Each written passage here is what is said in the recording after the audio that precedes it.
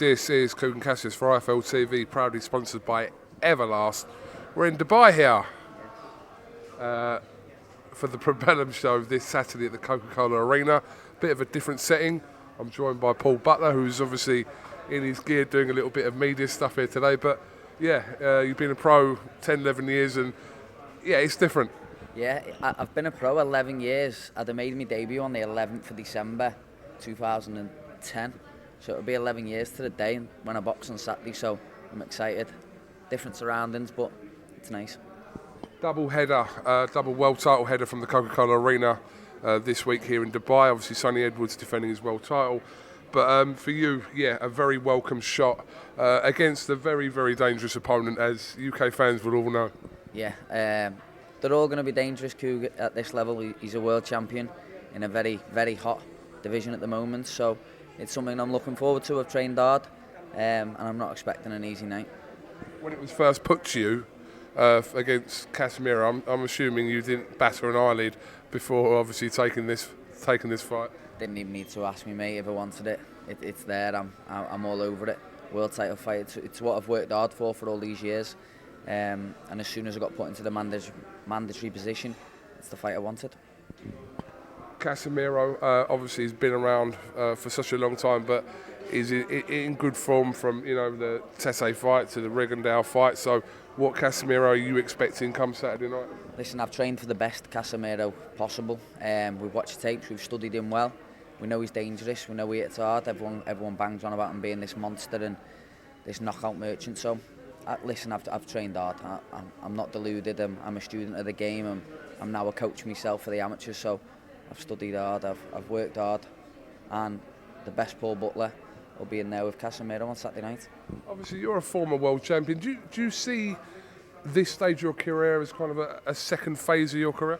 Yeah, I believe so. I think maybe when I won the world title against Stuart Hall, everything was like a proper massive rush back then.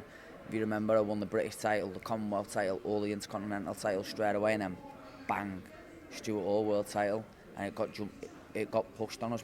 Everything was pretty soon, and then maybe I hit that level a little bit too soon, and then everyone expected a little bit too much from me back then.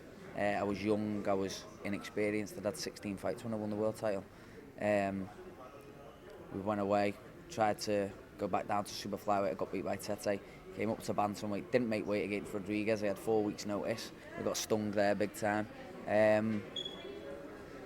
But yeah, I've regrouped, I've worked hard the last 3 years to get back to where I am, and this is where we are. I'm challenging Casimero for the WBO world title Saturday night.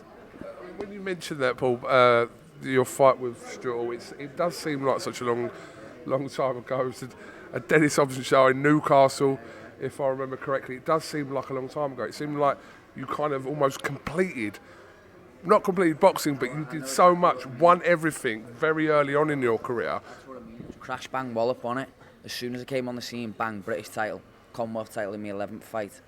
Then the Intercontinentals came, and then I got the chance to step up a weight. Everyone forgets I went up a weight to box Stuart Hall. I had to have one at bantamweight, which I had Aintree, and then bang, we were straight in with Stuart Hall, who was previously my sparring partner. So, as you say, it was all very rushed. But you get offered world titles in your 16th fight, you take them. Absolutely. What's being under Joe Gallagher done for your career and also done for your game in general? Yeah, it's probably the best thing I ever done. I wish it was from me debut. To be fair, everything we do, there's a structure, there's a game plan, there's a method in the madness between everything in training. It's not like we go in the gym and then, we'll do this, that, and that today. It's always planned out. I'll walk in the gym, there's my opponent on a laptop. Paul, watch him do this while you're wrapping your hands. And then, boom, rewind, watch it again. Boom, rewind, watch it again. Just sort of little things. He's changed my game completely. Back then, when I was in my 8th, 9th, 10th, 11th, 12th, 15th, 16th fight, I was throwing just for the sake of it at times. It was all action, don't get me wrong. It was probably better to watch back then because I was catch, bum, bum, bum, bum, and I was all action. But now I've slowed it down a little bit. I try not to waste too many shots.